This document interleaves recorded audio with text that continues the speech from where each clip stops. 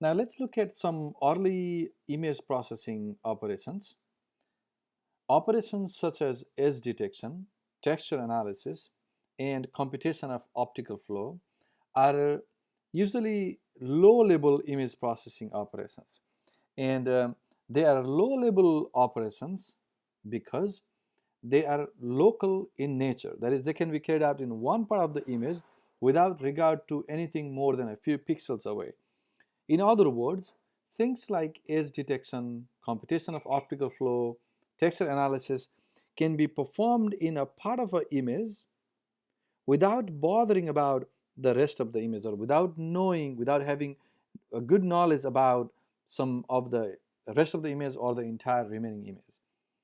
Overall, these operations of edge detection and optical flow, etc., lack knowledge about the object present in the scene. So an algorithm that you write for edge detection may have no idea about what object is in the picture, but it still may do efficiently detect edges in the picture.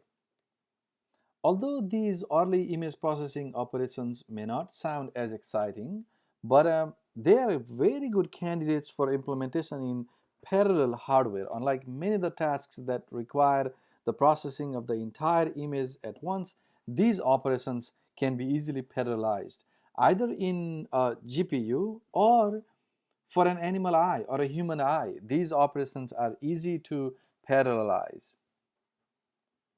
Now this also means that we have higher level image processing operations. So usual image processing operations can be classified into low level, mid level, or high level operations. And mid-level operations are such as image segmentation. So segmenting an image into regions can be considered as a mid-level operation. And high-level operations are operations such as detecting a face, recognizing somebody in a picture, and so on, are high-level operations. So high-level operations are usually done these days with deep learning. And here we will focus mainly on edge detection and computation of optical flow, and give some overview of image segmentation. Let's start with edge detection.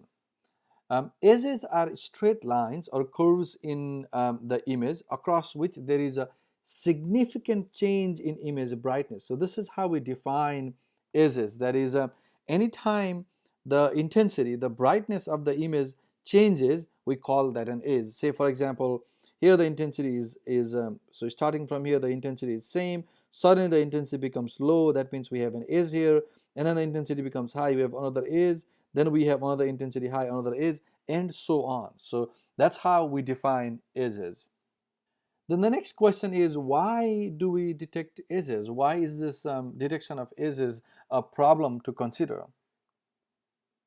Now earlier, when we didn't have deep learning and when we couldn't recognize objects very well, um, edge detection was a very powerful way to produce a more abstract representation of an input image. That is, sometimes, many times, the input image can be messy, right? It can be less informative, and then segmenting and detecting edges in an image can provide you some other abstract information that the image may not have, which may be either easier to process or easier to infer other things that you are looking for.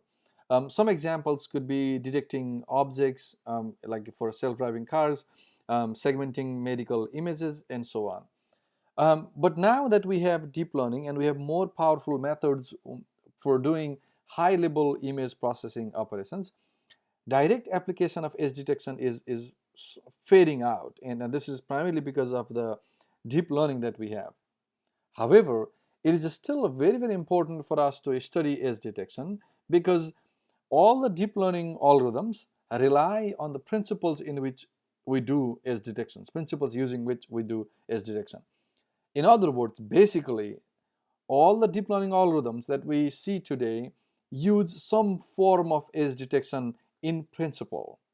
And this is done through various filters in convolutional neural networks. And we will focus here on the principles and the ideas, but not on the deep learning side or the full scale implementation of these principles. So what is the principle of edge detection? How do we detect edges? Consider this image where we have a stapler. Here is our stapler sitting on a table, and then we have this background wall, right? Now let's consider this profile of image brightness. Just one vector of pixels starting from this point to this point. Now, by definition of edges, we know that edges correspond to the locations in the image where the brightness undergoes a sharp change. So here, from here all the way up to this point, the brightness doesn't change, and then suddenly the brightness becomes smaller, becomes lower because there's a table here, and then after that the brightness stays constant, right? So this is where we would like to see the edge to appear. And if we have a picture where all the edges are correctly detected, then this is the kind of picture that we would see. Now let's look at the principle of edge detection. The idea is to first build a profile of image brightness, Ix, that is, now that we took this single vector of images, for example, we're just picking a small piece of the image so that we can understand the principle of edge detection. What we will get from this is, let's say we collected 100 pixels starting from this 0 to 100, right? So then we have pixel IDs in the x-axis, and in y-axis what we have is the intensity of these pixels. So until this point where we don't see the table, the intensity is very low. That is, assuming that more bright means lesser intensity, we have very low intensity. And then once we see the table, the intensity goes slightly up. We see darker values with slightly higher values, right? So what we have done is built intensity profile for just this portion of this image, starting from this corner to this corner, only this part, one line of vectors. Then for edge detection, what we simply do is we differentiate the image, looking for places where the magnitude of the derivative Ix is large. So first we take the derivative of this intensity, and what comes out is something like this. Because when we calculate the derivative, what we look for is any change or ups and downs in intensities. Anytime there is a huge spike going up or going down, anytime the rate of change is very high, our derivative will also be very high. So here we have a smooth intensity. There is no big change. That means our derivative will be almost zero.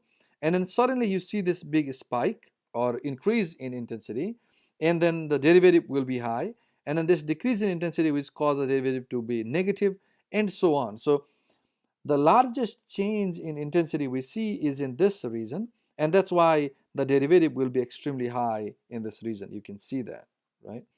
So the principle of edge detection is that if we build an intensity profile like this and take the derivative of this intensity profile, then this derivative can give us the magnitude. The magnitude of this derivative gives us the chances that there could be edges in the picture. So here, clearly, the largest peak is over here. That means that at this point, that is at around 50, we must have an edge.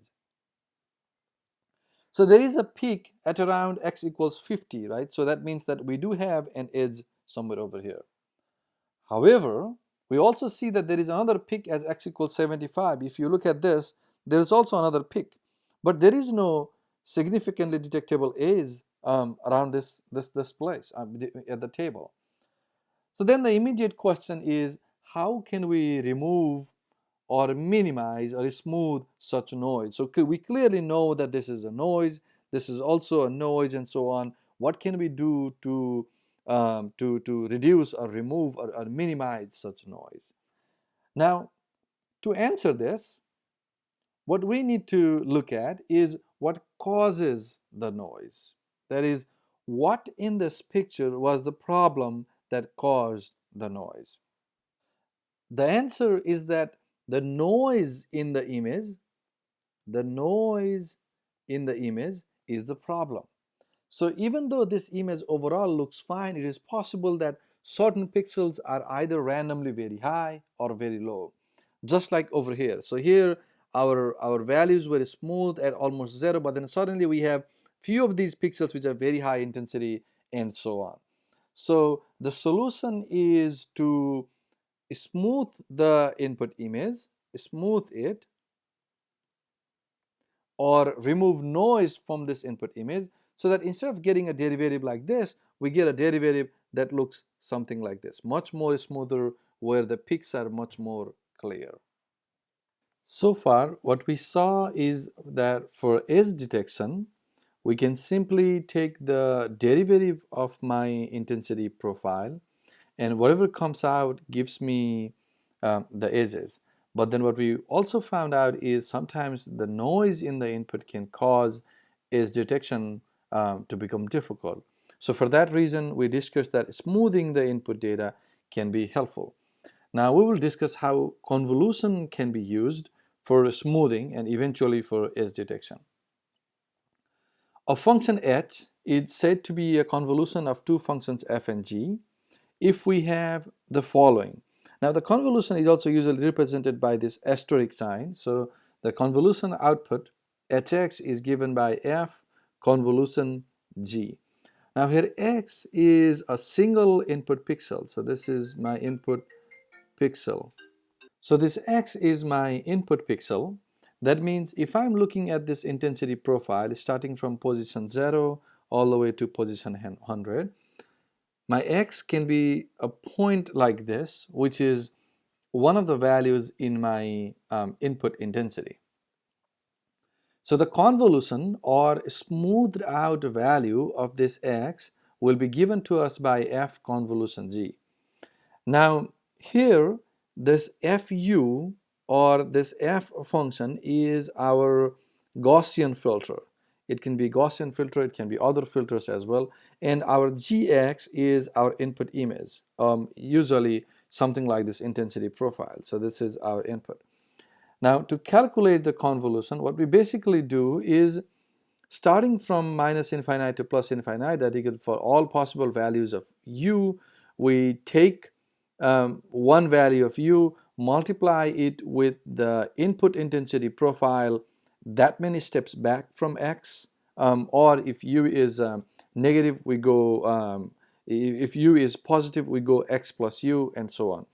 Now visually, this is how it looks like. So given this intensity profile, and let's say I'm looking at x equals, let's say 21.